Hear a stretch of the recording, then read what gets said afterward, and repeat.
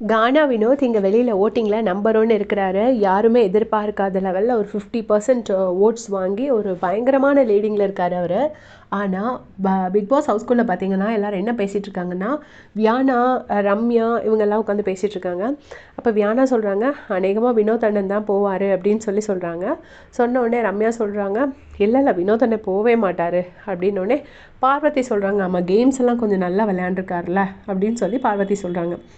உடனே திருப்பியும் வந்துட்டு ரம்யா சொல்கிறாங்க, இல்லை எனக்கு என்னவோ வினோத் அண்ணன் தான் போவாருன்னு தோணுதுன்னு. அதுக்கு வந்து ரம்யா சொல்கிறாங்க, சான்ஸே இல்லை வினோத் அண்ணன் போக மாட்டாருன்னு. ஸோ ரம்யா வந்து ஒரு சாதாரண ஆள் இல்லை போல இருக்குது, பயங்கர இன்டெலிஜென்ட் தான் போல இருக்குது. ஏன்னா எப்போயுமே பிளேயர்ஸ் வந்து இனிஷியல் ஸ்டேஜில் அவங்க வெளியில் இருக்கிறத வந்து கெஸ் பண்ண ரொம்ப கஷ்டப்படுவாங்க. இப்போ ஏதாவது கிளியர் ஃபேவரட்ஸ் முத்துக்குமரன் மாதிரி இருந்தால் தான் அவனுக்கு சப்போர்ட் நிறைய இருக்கும் அப்படிங்கிறது தெரிய வரும்.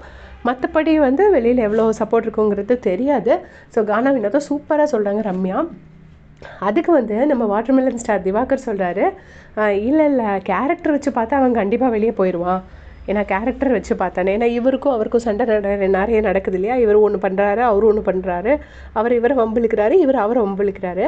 ஸோ அதனால திவாகர் வந்து சொல்கிறாரு கேரக்டர் வச்சு பார்த்தான்னு. ஸோ வம்பிழுக்கிறத வேணால் சொல்லலாம், பட் கானா வினோத் வந்து எந்த பொண்ணுங்களையும் போயிட்டு ஹக் பண்ணல, போய் கிஸ்தான் கேட்கல, இந்த மாதிரிலாம் எந்த ஒரு நாஸ்டி பிஹேவியர் எதுவுமே வந்து கானா வினோத் கிட்டே இல்லை. அவர் வாட்டர்மெலன் கூட சண்டை போடுறாரு, அந்த ஒன்று தான் பிரச்சனையாக இருக்குது. மற்றபடியெல்லாம் அவரோட கேமை ஒழுங்காக தான் விளாண்டுட்டுருக்காரு. கேமுக்கு ஏற்ற மாதிரி அவர் ஓரளவுக்கு சின்சியராக தான் இருக்கார்.